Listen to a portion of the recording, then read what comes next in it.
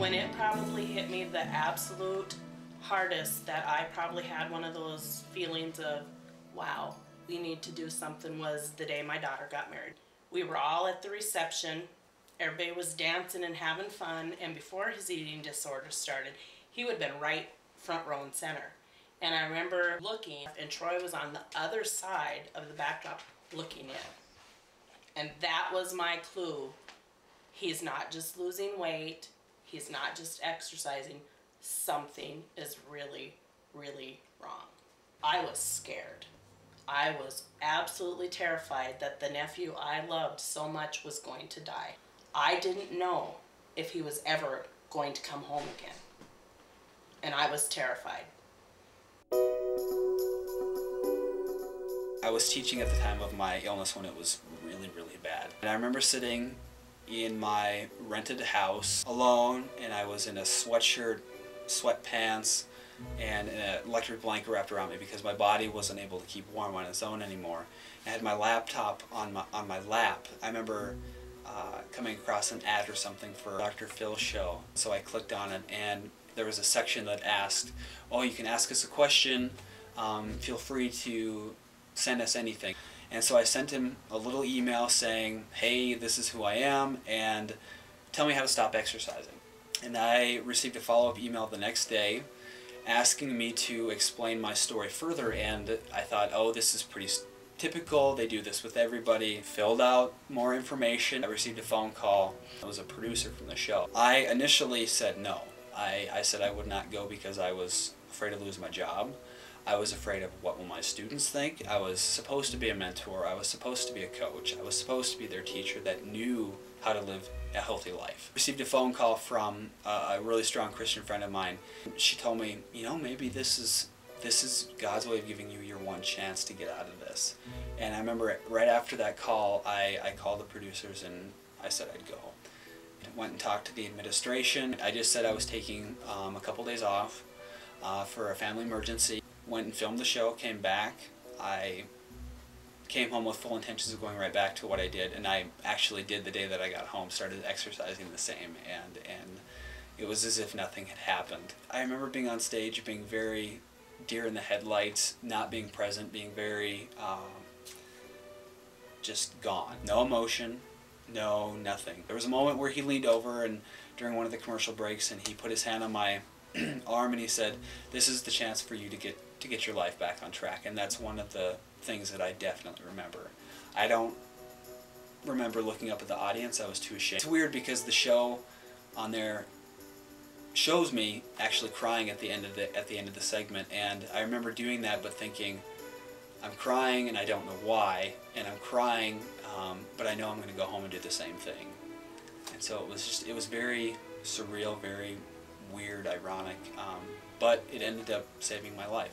We filmed in January of '09, and it aired that same month, and I wanted to wait until the summer to go to treatment. I wanted to finish out my first teaching year. I had responsibilities. I finally gave in, talked to the administration, and went. And I ended up being in treatment for 81 days, but my mindset there was not on fixing me. It was on getting home, getting back to what I was supposed to be doing, and so my focus was not where it should have been, on getting better. I went back to the same house, to the same school, to the same job. The feelings were there again. Within 3 months I was back in treatment. Ironically, I was there for another 81 days. I remember being tube fed because my body just couldn't handle food anymore. Found out that at 22 I had a heart attack. Going in the second time, I let go of my job.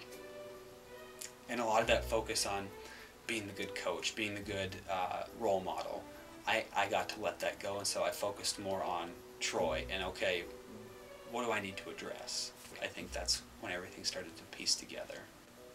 I took all of my emotional hurt out on my body. I was basically beating myself up and using exercise as self-harm. I was so unhappy with who I was on the inside that I wanted to mold the outside so that other people would accept me. Logically knew long before that it was the wrong way to do it, but in my heart finally accepted, wow, this isn't working. He's finally getting to be him for the first time. He doesn't have to be the clown, the make everything okay, the oh I agree with your opinion, oh I'm gonna live by your standards, oh by leaps and bounds he's different. He's getting to be him, and for me that's just downright exciting, because we almost lost him because he was living to be what everybody else expected him to be, and I don't ever want him to get back to that. You know, he needs to be him. Him, and everybody needs to love him for him, and to accept him for him, and to just enjoy him. You know, that's so much better than the other. So when TrOY come back from Rogers the second time, he was so much better. Going and listening to some of his speaking engagements and the way his speaking was affecting other people. Those are my high moments, when I see TrOY reaching out to help other people, because he's always been very caring. Talking about it has been the greatest thing that I've done, just because people were willing to listen. And so when I speak or when I write something, I'm not writing to go, oh, I hope this really inspires people. It's just what I'm feeling at the moment, and I think when you're authentic, that can move people. I'm so blessed that people have given me that opportunity. Knowing that they find hope in something you've said is incredible. Organizations like the National Eating Disorders Association, the Global Eating Disorders Organization Mentor Connect, and the National Association for Males with Eating Disorders are all organizations that I've worked with. They provide resources, they provide screenings, and they provide, you know, help for those that have been through it, guidance for those that are still going through it. I would love to see the future for me working on a national level in some movement, maybe a politician, a motivational speaker that would go around, a therapist, working in philanthropy and human rights. I want to continue to use my third chance of life and the blessings that God's giving me and pass them on, and making each day count. Days when I wake up and I'm pissed off, and do I want to say, oh, I need to reach into my recovery toolbox, oh, I need to use my coping skills. Sometimes I want to throw every single therapy term I've ever heard out the window because I'm so sick of it. I just want to live life. There are days when I want to sulk, there are days when I want to be miserable. It's again finding that balance between crossing that line in being unhappy versus being happy. It's just really about feeling emotions and owning up to them.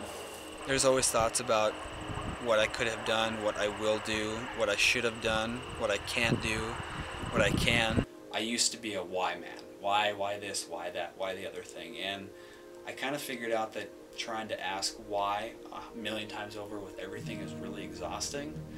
And so I'm trying to just go, yeah, I don't know when I'll be all better. I don't know when I'll stop thinking that I'm not good enough. I don't know when I'll stop relying on my eating disorder behaviors to deal with life. But do I know that the day will be here? Yeah, sure.